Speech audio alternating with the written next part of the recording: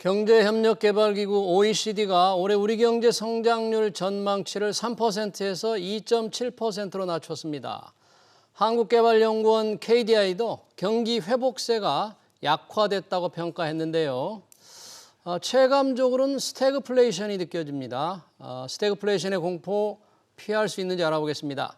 이인철 참좋은경제연구소장 나오셨습니다. 어서 오세요. 네. 반갑습니다. 자, 어제는 세계은행, 오늘은 OECD 발표, 경제 상황에 대한 발표가 있었는데 KDI도 6월 경제 동향을 발표했는데요. KDI는 지금의 경제 상황, 워낙에 요즘 국민들이 경제 상황이 어렵다고 그러는데 어떻게 평가를 했습니까? 그렇습니다. 최근의 흐름이 대부분 이 성장률과 물가 전망치를 정말 대폭 수정을 하고 있습니다. 근데 조금 이 국내 전문가와 이제 OECD나 IMF, 월드뱅크는 좀 다릅니다. 왜냐하면 OECD나 월드뱅크는 매년 주기적으로 한국을 방문해서 각국의 주요 부처를 돌아다니면서 이 획득된 자료를 정보로 해서 정보를 수정하지만 적어도 지금 순서를 좀 먼저 하자면 KDI는 국내 최고 브레인이 모여 있는 데거든요. 그렇죠. 네, 여기는 지금 이 보고서에 그린북이라고 합니다. 초록색이기 때문에 매달 발표하고 이런 정확한 경기 진단과 분석이 나와야지 앞으로 해법과 방향을 제시할 수 있도록 정부가 돈을 들여서 연구하는 싱크탱크인데 스탠스가 너무 빠르게 변하고 있다. 변하고 있다? 지난 5월 18일자로 KDI는 뭐라고 얘기했느냐? 우리나라 올해 성장률이 3% 종전의 전망에서 2.8%로 낮췄는데 지금 기재부가 이제 조만간 다음 주 정도에 이제 경제 전망 발표하는데 기재부 제외하고 가장 낙관적이에요. 당시에도 너무 지나치게 장밋빛으로 보고 있는 게 아니냐라고 얘기 나왔죠. 그러면서 물가는 1.7에서 4.2%로 높였습니다. 뭐라고 얘기했느냐? 물가도 KDI 경우에는 2분기, 3분기에 정점을 찍고 4분기부터는 하락할 겁니다. 내년 하반기에는 한은의 물가 안정 목표치 2% 근방까지 내려갈 겁니다. 아, 그래요? 2% 근방 내년에 내려간다는 데는 지금 내려간다. KDI밖에 없습니다. 근데 또 그러면 5월 18일하고 지금 6월 9일 3주 사이에 새로 예기치 못한 변수가 나타나느냐? 그건 아니거든요. 그렇죠. 근데 달마다 나타나는 물론 정부의 세수축에도 지난해 60조 틀리고 올해 53조라고 하는데 그래서 우픈 얘기로 야 전문가가 되려면 1년에 3, 4번은 틀려줘야지 전문가 반열에 오른다. 바꿔줘야 되는지. 이런 얘기 나올 정도인데 왜 이런 얘기를 하냐면 KDI가 6월 경제 동향에서 성장률 전망 지난달 낮춰놨기 때문에 이걸 수정하지는 않았어요. 근데 실제로 낮춘 효과와 비슷한 얘기를 하고 있습니다. 어떻게요? 이제 3월호 경제 동향을 보면 거기는 어떻게 표현하고 있느냐? 회복세가 유지되고 있지만 불확실성이 확대되고 있다. 3월에는요. 바로 4월에는 경기 하방 위험이 확대됐다. 하방 위험이 확대되고 있다. 5월에는 여기다 더욱을 드러나요. 부사. 경기 하방 위험이 더욱 확대됐다. 더욱 확대되고 있다. 그리고 이번 달에 들어서는 드디어 스탠스를 경기 회복세가 약화되고 있다. 약화되고 있다. 이런 지적이 나오니까 KDI가 뭐라고 변명을 하고 있느냐. 지난달까지 회복세가 나타났다는 건 맞다. 그런데 최근 발표되고 있는 제조업 지표, 수출 지표들이 안 좋은 시그널이 나타나고 있어서 그렇다라고 이제 해명을 하고 있는데요. 이 얘기는 3주 전 경제 전망 내놓고 3주 만에 또 경제 정책 올해 전망치 수정하려고 하니까 체면 구길까 봐 못하고 있다라는 얘기입니다. 그러니까 더 낮아질 가능성이 높다. 네, 경제 진단을 좀 자주 바꾼다. 그러니까 좀 정확하게 하지 못하고 있다. 우리 소장님 그렇게 보시는 거네요. 그러면 경기 회복세가 약화되고 있다는 게 이번 달 경제 동향에 대한 핵심 포인트인데 그 이유를 뭘로 들었습니까, KDI는? 일단 앞서서 제가 이제 이 제조업과 이제 수출 지표에 안 좋은 시그널이 나타나고 있다라고 하는데 실제로 4월 달에 우리 제조업 지표를 반영하는 전산업 생산, 소비, 투자가 지난 2020년 2월 26개월 만에 이제 트리플 감소세입니다. 그 중에 우리가 눈여겨봐야 될 건 바로 투자예요, 투자. 투자가 더 줄어서 걱정인데요. 투자는 크게 두 가지가 있습니다. 하나는 설비 투자. 설비 투자 보니까 기계류 운송 장비 모두 줄었고요.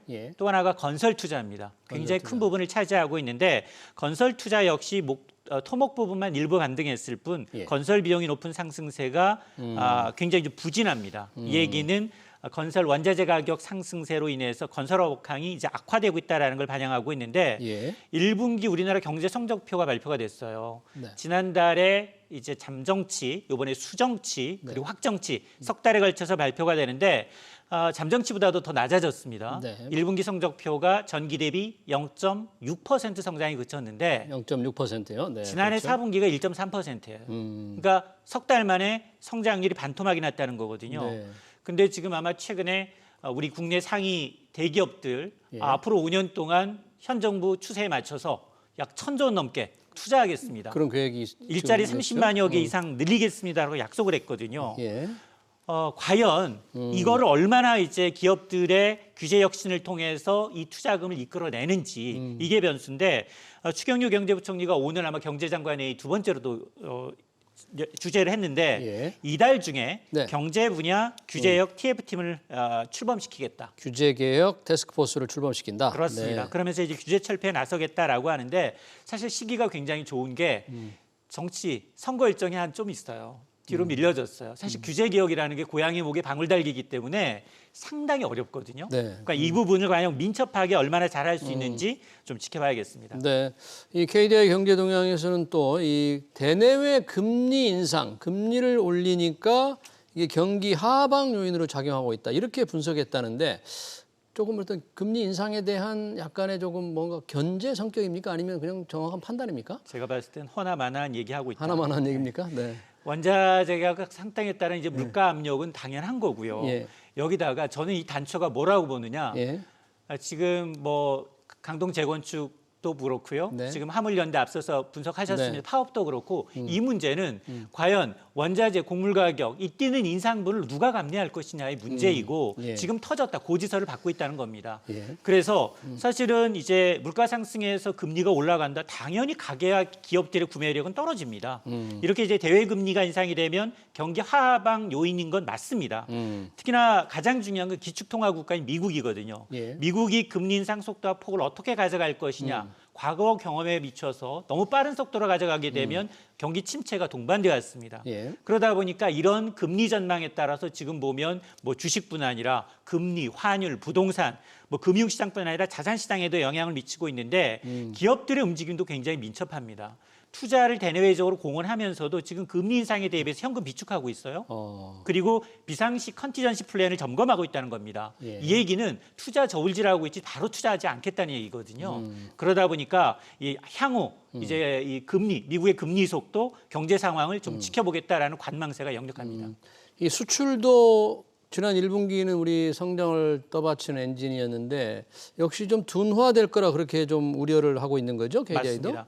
앞서 제가 이제 속보치에 비해서 1분기 경제 성적표가 0.1% 낮아져서 네. 0.6에 그쳤습니다. 물론 미국 같은 데는 마이너스예요. 네. 그러니까 그나마 좀 상대적으로 잘하고 있는 건 맞습니다. 그럼에도 불구하고 외줄에 기대고 있다, 수출에 기대고 있다는 겁니다. 예. 1분기 수출이 한 3.6% 늘었어요. 그런데 민간 소비 줄었고요. 예. 여기다가 건설 투자가 3.9% 더 많이 줄었습니다. 자, 이러다 보니까 지금 뭐 올해 그러면 한국은행이 지금 올해 성장률 전망치를 2.7%로 제시하고 있는데 예. 1분기에 0.6 했기 때문에 과연 올해 성장률 전망치 맞출 수 있느냐? 달성할 수 있을까? 그렇습니다. 네. 네. 그러다 보니까 사실 사회적 거래두기가 4월 18일부로 완전 해제가 됐거든요. 네. 그러니까 2분기 들어서 민간 소비가 회복되는 건 분명해 보여요. 그럼에도 불구하고 하반기에 수출 환경이 나아지고 있느냐? 네. 좋지 않고요. 네. 여기다가 중국 봉쇄력은 아직 반영되지 않았습니다. 자, 이런 것들 때문에 물론 이제 0.5씩 매 분기마다 2, 3, 4가 0.5씩만 성장을 하게 되면 2.7% 달성은 가능하지만 그러나 하반기 변수들이 워낙 많기 때문에 어떻게 될지 좀 지켜봐야겠습니다. 지금 이 일반 국민들은 물가 상승, 물가 급등성의 경기 침체, 뭐 스태그플레이션이 온다, 오지 않을까 우려하는데 2.7% 성장률 달성을 얘기한다면 이 스태그플레이션 어떻게라고 볼 수는 없겠네요. 저는 스태그플레이션 가능성은 우리나라는 좀 가능성이 낮다. 물론 세계적으로 지금 뭐 월드뱅크에서 얘기했던 것처럼 네. 원자재에 취약하고 예. 수출도 잘 안 되는 국가들이 있어요. 이런 국가들의 경우에는 일부 나타날 수 있다. 근데 가장 중요한 건 미국과 중국이거든요. 예. 우리의 대외 의존도의 절반 이상을 차지하는 이 두 개 국가인데, 예. 근데 우리가 두 가지에 주목할 필요가 있다. 예. 한은의 이제 이창용 한은 총재의 물가 인식이 변화하고 있어요. 어떻게 물가에 대한 변화하고 있습니까? 인식이 왜냐? 예. 4월 인사청문회 당시만 하더라도 뭐라고 얘기했느냐? 우리는 미국과는 다르다. 빅스텝 필요 없다라고 얘기를 했어요. 0.5%포인트 한 번에 올리는 빅스텝 그렇습니다. 하나를 걸 분명히 했었는데. 네, 베이비 네. 스텝으로 가도 된다. 예. 그리고 선제적으로 이제 이주열 총재가 낮춰놨기 때문에 여력이 좀 있다. 이런 스탠스였는데 예. 지금은 좀 다릅니다. 오. 금리 인상하면서 한 달 만에 뭐라고 얘기했느냐? 최근에 발표되고 있는 이 지표들을 보게 되면 우리도 빅스텝 가능성을 완전히 배제할 수는 없다라고 보고 있다는 겁니다. 완전히 배제할 수는 없다. 이 얘기가 왜 나오고 있느냐? 예.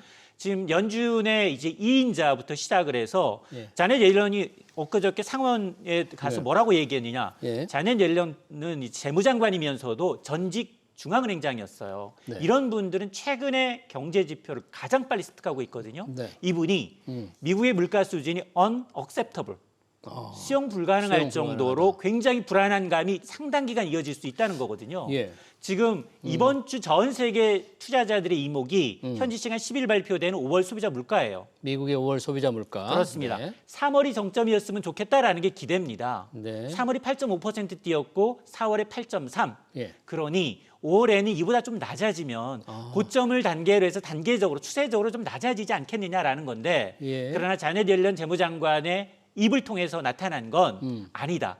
그리고 미국의 이 연준 2인자는 뭐라고 얘기하고 있느냐. 미국의 빅스텝은 5월뿐만이 아니라 예. 6월, 7월, 8월에 통화정책 없습니다. 예. 9월 네 차례 연거푸 빅스텝 가야 한다는 겁니다. 자 이렇게 되면 한국과 미국 간 기준금리 역전 현상이 발생을 하고요. 예. 미국이 이렇게 예기치 못하게 빨리 긴축하면 긴축할수록 이 세계 경제 후폭풍은 신흥 국가들이 받게 되거든요. 여기 이러다 보니 사실 우리가 실질적으로 마이너스 성장은 아니에요. 예. 그럼에도 불구하고 물가 전망치가 최고 나오고 있는 걸 보게 되면 예. 지금 5%에 육박하고 있습니다. 예. 자, 이런 것들은 굉장히 유심히 지켜볼 필요가 있습니다. 네, 그러니까 우리는 스태그플레이션이 아니지만 빅스텝 0.5%포인트 일시에 인상하는 거 완전히 배제할 수 없다. 그 관건은 그러면 10일 발표되는 5월 소비자 물가가 만약에 좀 낮아져서 정점을 지난 거로 나오면 조금 시장은 좀 안도할 수 있겠네요. 아마 이제 주식시장 같은 경우 환호하겠죠. 어. 랠리를 가겠죠. 왜냐하면 예상된 수준으로만 움직여준다면 금융시장, 자산시장 충격은 굉장히 최소화됩니다. 네. 왜냐하면 미리 선방을 하기 때문에. 예. 그런데 그걸 좀 벗어났다. 예. 그리고 이게 일시적으로 꺾였다가 다시 올라갈 수도 있잖아요. 예. 특히나 지금 최근 불안한 건 국제유가입니다. 그렇죠. 오페크, 석유 수출국 기구, 사우디, 쿠웨이트를 비롯한 13개국과 예. 러시아, 멕시코를 비롯한 13개 국가, 10개 국가가 합쳐서 하루에 60만 배럴 이상 증산하겠습니다라고 얘기해도 국제유가 꿈틀 안 하고 있거든요. 예. 오히려 배럴당 120달러 웃돌고 있는데 이런 것들이 여름철 휴가를 앞두고 미국의 주간 원유 재고가 너무 급격하게 줄고 있다라는 거, 중국의 봉쇄령이 풀리면서 억눌렸던 소비가 더 늘어날 수 있다라는 것 때문에 예. 지금 뭐 JP 모건의 경우에는 지금까지는 150달러가 한 상한선으로 봤는데 국제유가 전망치 175달러까지 올라가는 상황이거든요. 그래요? 자, 그러다 보니까 앞으로 변수는 과연 이제 국제유가의 흐름에 따라서 이제 이 인플레이션이 어떻게 움직일지에 대해서 좀 지켜봐야 됩니다. 이 OECD도 세계 경제 전망 보고서를 냈는데 우리 경제 성장률 3%에서 2.7%로 낮췄습니다. OECD는 세계 경제 이 스태그플레이션 우려에 대해서 좀 심한 가능성이 있다고 봤습니까? 좀 약하게 봤습니까? 그 OECD는 직접적으로 스태그플레이션이라고 얘기하지는 않았어요. 예. 그런데 세계은행은 이미 반세기 만에 최악의 인플레이션 위기가 고조가 되고 있고 세계 각국에서 이 우크라이나 전쟁이 장기화되면 예. 스태그플레이션 가능성 1970년대식 고물가 저성장이 상당 기간 이어질 수 있다라고 이제 얘기를 하고 있는데 예. 물론 뭐 OECD의 경우에는 지금 똑같은 이유를 들고 있습니다. 우크라이나 전쟁이 장기화되고 있고 중국 코로나 봉쇄 영향으로 인해서 세계 경제 성장세가 당초 전망했던 4% 중반에서 3% 선까지 낮추고 있어요. 예. 근데 세계은행은 더 부수적입니다. 지난해 5.7% 성장한 세계 경제가 올해 2.9입니다.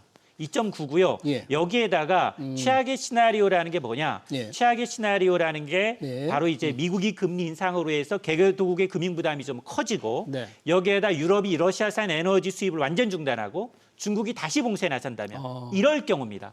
이럴 경우 올해 세계 경제는 2.9%가 아니라 2.1%. 2.1%까지. 그렇습니다. 네. 내년에는 최악의 경우에 맞습니다. 네. 내년의 경우에는 1.5%까지 떨어질 수 있다. 네. 이 얘기는 예. 이 스태그플레이션이라는 게 전기 대비 마이너스 성장이에요. 근데 우리 지금 마이너스 성장 아닙니다. 그렇죠. 한 0.6% 갭이 좀 있거든요. 거기에다가 성장률 마이너스에다가 물가는 두 자릿수예요. 네. 우리가 아직 10%를 바라보는 건 아니거든요. 네. 자, 그러다 보니까 여력은 좀 있지만 그러나 이런 가정에 가정을 더한 거지만 스태그플레이션을 경고하는 전문가들이 늘고 있다는 건 분명합니다. 네, 스태그플레이션이 직접 오진 않겠지만 그런 상황을 우려할 만한 그래서 좀 대책이 필요한 시점이라 할 수 있겠네요. 6월 경제 동향 OECD 경제 전망 잘 들었습니다. 지금까지 이인철 참좋은 경제연구소장이었습니다. 고맙습니다.